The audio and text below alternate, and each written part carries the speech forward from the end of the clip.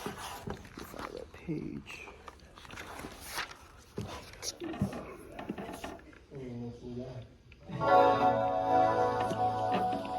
Alright. So today I'll be discussing my personal journey through this year and semester. I'll be discussing my past, present, and future and exploring those themes through a 3-card spread of tarot. This audio you're listening to right now is a river frequency healing audio in which the title includes the angel numbers 333. Kind of crazy. The audio, I utilize these audios for meditation.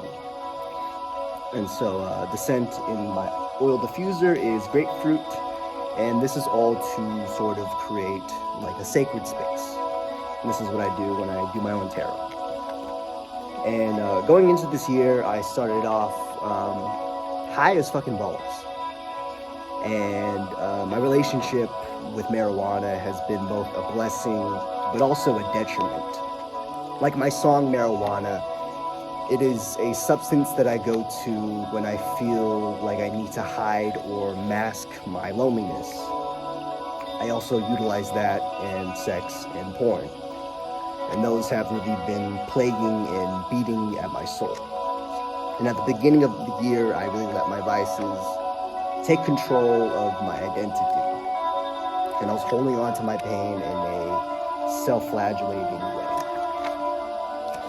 I did receive a warning. While I don't recommend anyone utilizing psychedelics, because I don't recommend that. But I find myself experimenting dangerously sometimes. But during winter break, I took some psilocybin with my best friend. And I didn't have an ego death. I didn't have a grandiose sense of reality or of being. I just felt really nauseous, sick, and it really sobered me up. And so I did a guided meditation to get myself out of that funk. And for 10 minutes, I grieved my past self. And I cried in that meditation because I was letting go of this person that harbored pain. I reached the conclusion that with or without the drug, I didn't need to have an acid near-death experience or like a Joe Rogan, Terrence McKenna psychosis level of a psychedelic trip to experience reality. Or in layman's terms, to go through a bad trip and label it as a lesson I had to go through as if it wasn't traumatic. I wrote in my journal and I cried, and I wrote, sometimes there's no need to fix. Just be yourself and that is enough. And while that message came from me, the universe, or both simultaneously, I didn't understand it. I held on to my pain, and I still consumed extensive amounts of weed and porn, and I still controlled by my vices. And I felt like I was losing myself. In one high, I wrote down these very words to check myself. It was January 30th, 2024, 1:15 a.m. And I wrote it in my notes app.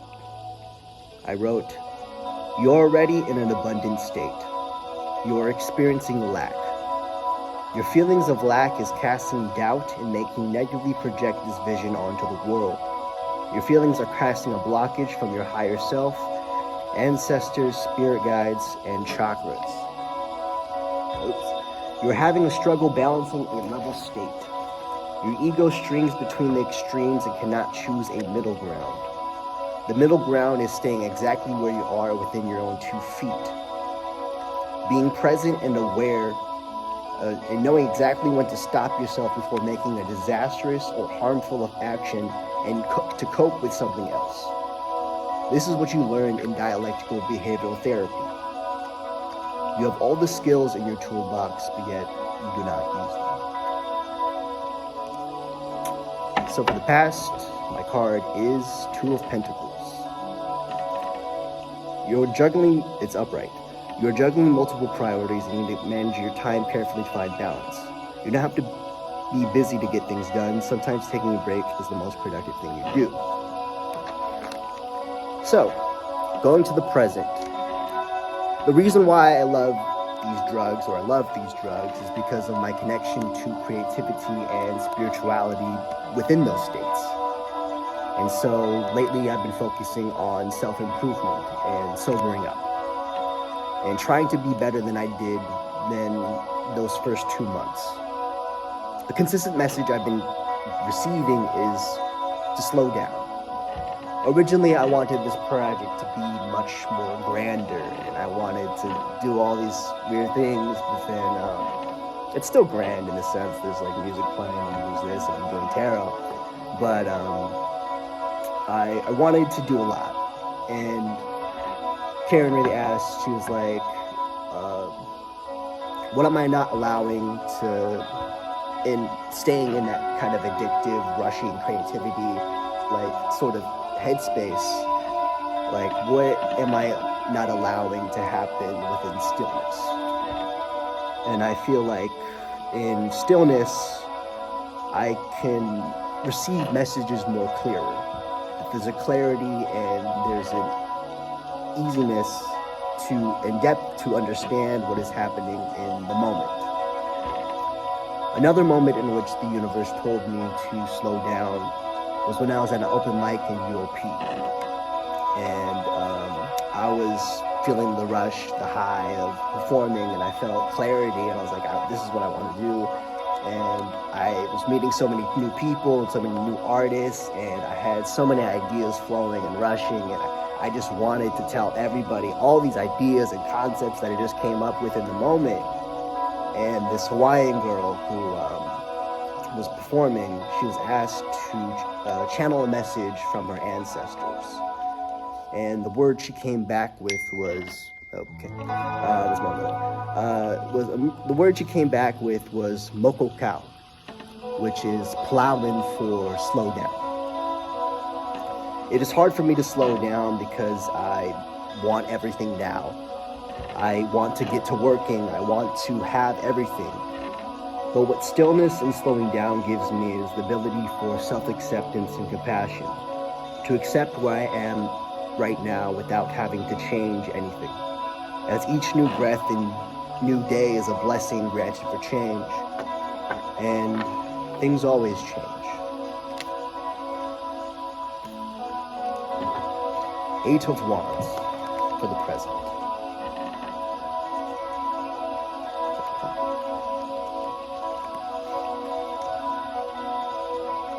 Everything is moving very quickly right now. Go with the flow and use the momentum to fuel positive change and create big results. Travel may also be in the cards. And so this portion of my final is attested to myself. It's holding me accountable to the life that I want to create and the version of myself that I want to be. I know that I'll achieve it in time and not without doing the work. I have everything that I need, and the only false belief is that I don't have enough.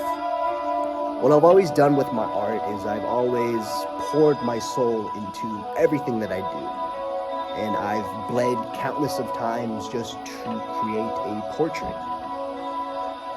That is something that I'll always do. The level of openness and the vulnerability will always be there. That's not going to change. But the colors and variety in which I use to colorize my art can evolve and transform. I like to think of art as alchemy, changing one thing to another, one form to another. There's a magic to creation. I saw an Instagram post by one of my favorite rappers, Tierra Whack, and it was,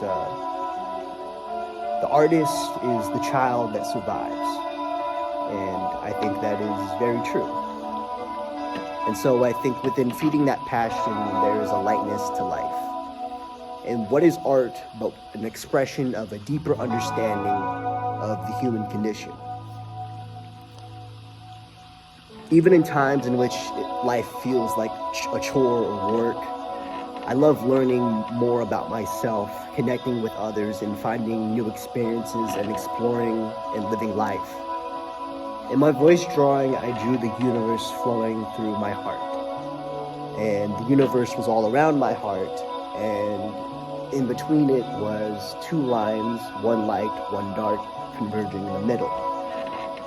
That was to represent my connection to both the light and dark aspects of life. And it reflected my mind state at the time, where I felt like I had one foot in and one foot out. But I can say that I'm grateful for both the light and dark experiences of my life, and that I'm always closer to what I seek to achieve, and you can always change your circumstances. Five of Swords. Now it's upright. Let's see. Sure. You have been engaged in a win-lose conflict. Trust has been broken, and you're feeling you're acting in competition in others rather than in collaboration. Look for common ground or seek forgiveness to move forward.